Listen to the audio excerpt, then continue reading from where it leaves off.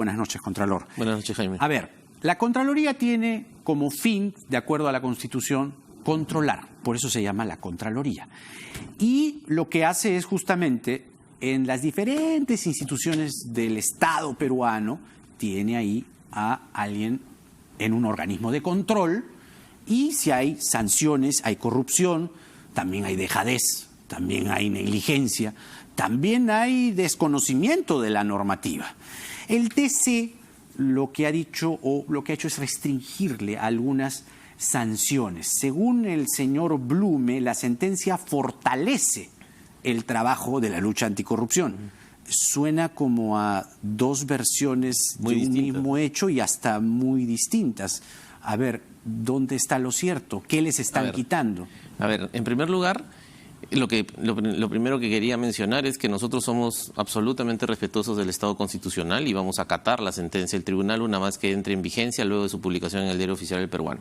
Pero no podemos dejar de mencionar nuestra gran preocupación por el hecho de que, si bien es cierto, en una primera parte de la resolución, y en eso el presidente Blume tiene toda la razón, ha fortalecido a la Contraloría en su trabajo contra la corrupción, porque ha zanjado por ya definitivamente la gran discusión que había respecto de la constitucionalidad o no de la capacidad sancionadora de la Contraloría y de la autonomía e independencia de sus órganos instructores y sancionadores en el procedimiento administrativo sancionador. A renglón seguido, lo que ha hecho la sentencia es declarar inconstitucional el catálogo de infracciones y sanciones con los que opera la Contraloría. Pero ¿cuáles son esas infracciones y sanciones? ¿Eso qué significa? Así es. Eso significa, en cristiano, digámoslo así, que ahora cuando hacemos el control y hacemos las auditorías y identificamos que hay responsabilidades administrativas, correcto, ya no vamos a poderlas sancionar nosotros, sino que va a tener que hacerlo la propia entidad. ¿Eso qué significa?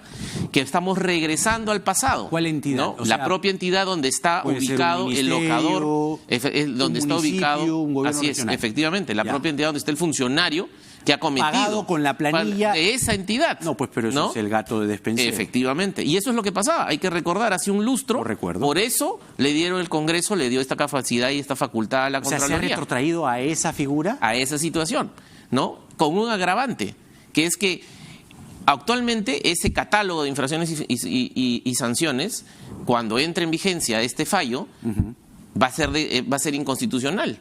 Y entonces, todas las auditorías que ahorita están en curso, para que tengan una idea, tú y los señores televidentes, la Contraloría genera, el Sistema Nacional de Control genera más de 1000 auditorías al año. En esas están involucradas entre 4000 y 5000 funcionarios públicos con responsabilidad administrativa. Las que se están generando ahorita en el año 2019 corresponden a los periodos del año 2016, 17, 18. A ver, pero separemos, ¿no?, la paja del trigo y para entonces entender cuáles casos son de esos 1000, ¿no? ¿1000? Sí. Ya. ¿Cuáles son de corrupción pura y dura? ¿Cuáles son de dejadez? Porque, seamos honestos, hay también dejadez en el aparato estatal. Hay ineficiencia. Y hay ineficiencia. Así es. ¿Cuál se está sancionando? Porque ahí también hay que tener cuidado. No, porque si no nadie va a firmar un papel. No, lo que sucede es que la capacidad sancionadora de la Contraloría es para los temas administrativos. Lo sé. Y entonces, ¿qué es lo que sucede?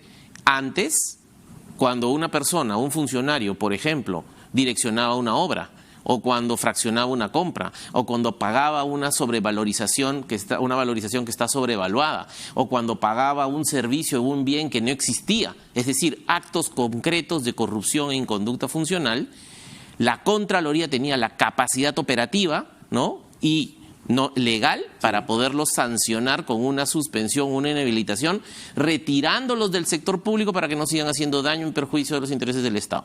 Ahora, ¿qué va a suceder? Producto de esas auditorías, como ya no tenemos ese marco, en estas auditorías que están en curso, tanto de este año 2019 como las del 2020, lo que va a suceder es que esa tarea se la vamos a entregar a que lo haga la propia entidad donde trabaja este funcionario. Vamos a la sentencia. Vamos a la sentencia, que es lo que pide el doctor Blume hoy día, ¿no? Nos ha jalado las orejas. ¿No han leído la sentencia? Sí, pero hemos escogido, no he leído 111 páginas, voy a ser honesto, ¿ya? Pero he leído lo más destacado.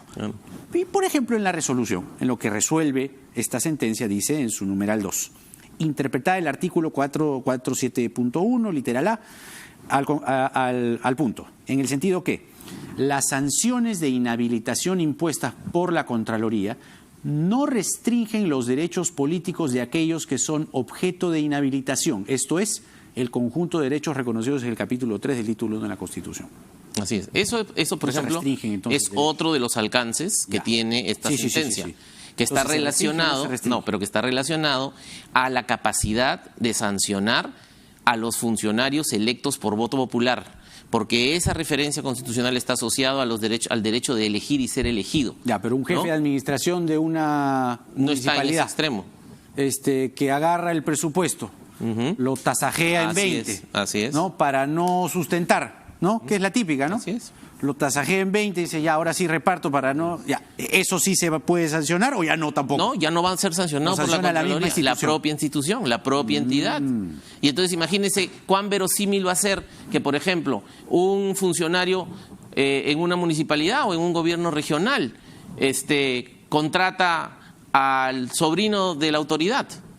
Nosotros vamos a hacer la investigación, la auditoría, vamos a identificar esa situación, vamos a identificar la responsabilidad administrativa. ¿Y qué le vamos a decir? Autosanciónate, ¿no? O sea, le vamos a trasladar a la propia entidad para que sancione esas responsabilidades. Es por eso de que consideramos de que el tribunal, cuando ha aprobado esta sentencia, no ha ponderado los efectos prácticos que va a generar en la aplicación. Entonces, pero además, ¿qué lo ha hecho? ¿Cuál ha sido el sentido? Pero además, permíteme, es que estamos hablando de entre 4.000 y 5.000 funcionarios por año de las auditorías que están en curso. O sea, de todas las del 2019 y seguramente gran parte de las del 2020. O sea, ¿todo se queda congelado? No, sino que lo que vamos a hacer es postular y proponer un proyecto de ley el día lunes, ¿no? Para poder resolver el problema de la inconstitucionalidad. Pero la ley, como todos sabemos, va a correr de ahí en adelante. Hablemos los casos concretos. Entonces, ¿qué sucede? Por ejemplo, los casos emblemáticos que hemos sacado. A ver. El tema de Chincheros, el tema de... ¿Qué va a pasar con Chinchero? Los funcionarios que están comprendidos en esa auditoría con responsabilidad administrativa. En la adenda. En la adenda, exactamente. Una de ellas en la adenda. Es la ex viceministra, actual presidenta de Salud, la señora Molinieri. Sí, efectivamente. ¿Qué va a pasar en ese caso, por ejemplo? Por ejemplo, en ese caso ya nos han empezado a llegar todos los pedidos, no solamente de ese caso, sino hasta el día de ayer ya empezaron a llegar los escritos de los abogados de todos estos señores administrados para solicitando que se declare ya el archivo definitivo, porque obviamente lo que están entendiendo es que la sentencia del Tribunal Constitucional, al declarar inconstitucional esas sanciones y esas infracciones, entonces el proceso se va a caer.